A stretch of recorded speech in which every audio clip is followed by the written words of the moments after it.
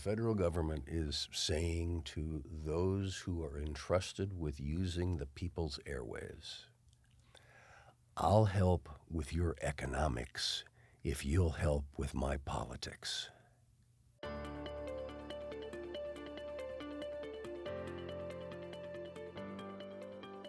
Hi, I'm Fred Dews, and you're listening to The Current, part of the Brookings Podcast Network. On the show today, a look at the shifting landscape of media regulation, corporate consolidation, and the ongoing debate over free speech in the wake of controversy surrounding Jimmy Kimmel's suspension from his late-night talk show. Joining me to talk about these developments, including the role of the FCC in regulating U.S. media in an era of media consolidation, is Tom Wheeler, a visiting fellow in governance studies and former chairman of the FCC from 2013 to 2017. Tom, welcome to The Current. Hello, Fred. It's great to be with you. Thanks for inviting me.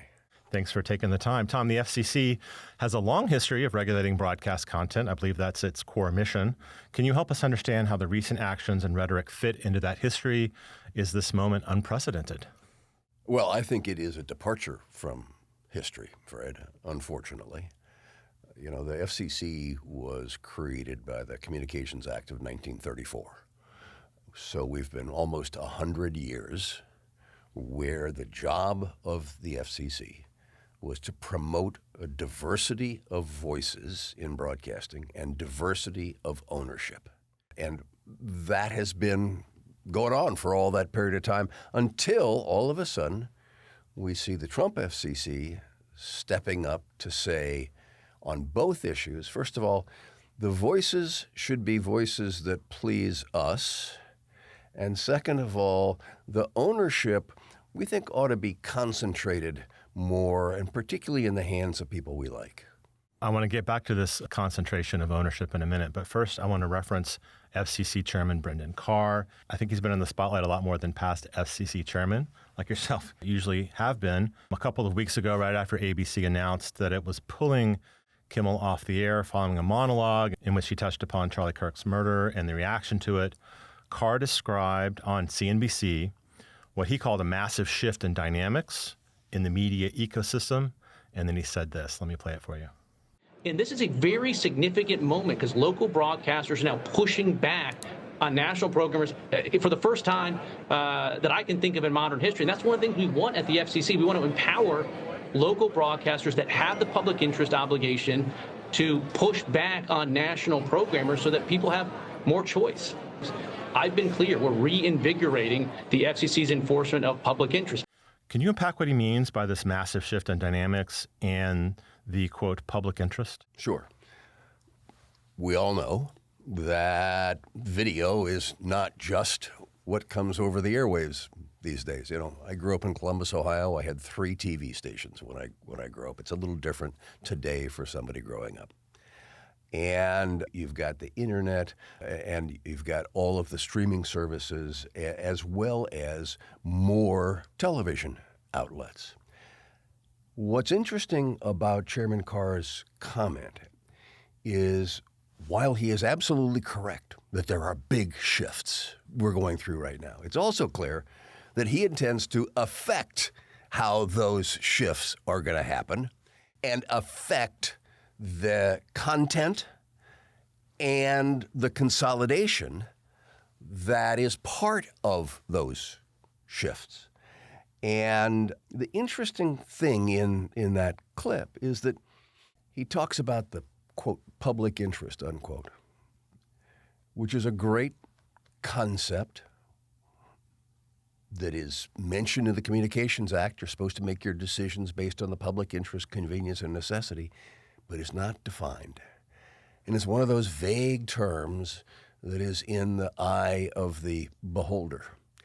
And what Chairman Carr has been doing is defining public interest as things that he and President Trump agree with, and you're not acting in the public interest if you don't. This was not the first time that he has put a threat on broadcasters whose licenses depend on the FCC.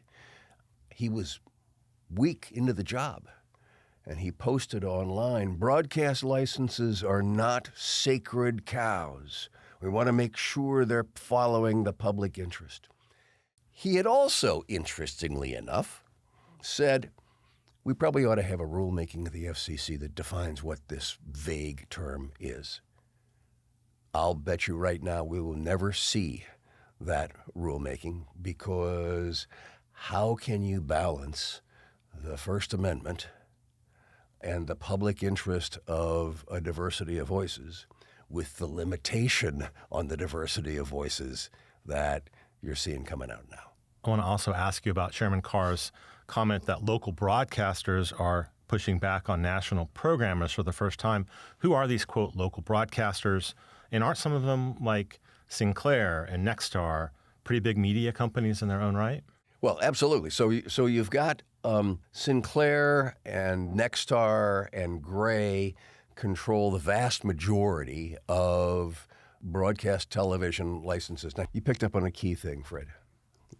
You'll always see them referred to by the chairman as local licenses. Yes, they are. That's a true statement. They are local licenses. But they are increasingly held by giant corporations. I think since 2000, the percentage of broadcast licenses held by local owners has been cut in half and is now somewhere around 20%. And so it is companies like Nexstar, Sinclair, and Gray who control what happens in local broadcasting. And increasingly, the anchors and the coverage in City A is the same as the coverage in City B, with a different set of talking heads, because the corporation is dictating, here's what local news will be about. So, Tom, with a few large corporations increasingly controlling so many of the nation's broadcast outlets, does that kind of consolidation make them more susceptible to political pressure? And what effect does that have on free speech? Absolutely. There is a conflict of interest that exists between the economic interest of the broadcasting chain operation and the need to stand up for the First Amendment and a diversity of voices. And you know, an autocrat only needs one ally, and that's a monopoly story. And if you can control who's telling that story, you can control what people hear. And the increasing consolidation of broadcasting, which is about to get even more so with the Nexstar and Tenga merger forthcoming, that creates two things. One, creates a situation where if you're the autocrat, you only got a couple of necks to wring, right? And if you are the licensee, you know what side your bread's buttered on and who you need to be making sure you keep happy. Let me back out a little bit, Tom, and ask you to comment on the structure of the FCC and its role, generally speaking. It was created as an independent agency removed from direct political control of the White House, as I understand it. You were the chairman. Correct. Can you give listeners a sense of, first of all, who are the commissioners, and how is it meant to operate independently if commissioners and the chairman are selected by the White House? They're selected by the White House and approved by the Congress, and the statute says that the president's party can only have one more of their 5 seats. You could have 3 seats maximum, and there have to be 2 that are not of the president's party in order to encourage, how do we work this thing out on a cross-party basis? Unfortunately, right now, the supposedly 5-member FCC is 3 members. And President Trump has not indicated that he has any interest in appointing another Democrat. And so we're in a situation where you barely have a quorum. The statute says a quorum is 3. And the chairman has great authority. It's a structure that is called the strong chairman structure because the chairman's the CEO and everything that goes on the agenda are things the chairman has said, this is what we're going to worry about. This is how we're going to address it. February 19th, 2025, if you want to talk about a day that'll live in infamy, President Trump signed an executive order in which he removed the independence of the FCC and said that henceforth, everything the FCC considers as well as acts on has to be approved by the White House. And for over 90 years, the FCC had independence where the Congress said, no, we created you, you report to us. And the president, as you said, the president appointed the members. And so you had this level of independence that doesn't exist today because of the fact that the president has said, I don't care that Congress said that it needs to be an independent agency. I want everybody working for me. Tom, looking ahead then, how would you recommend or think about restoring that independence of the FCC? Well, I would hope that Congress would step up and say, no, we created this as an independent agency, and it needs to be an independent agency. But you don't see that happening with this Congress.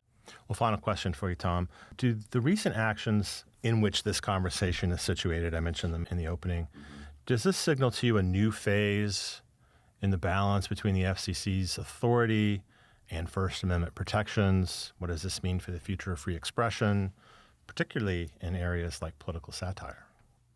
So I fear that what it is saying to us, Fred, is the federal government is saying to those who are entrusted with using the people's airways, I'll help with your economics if you'll help with my politics.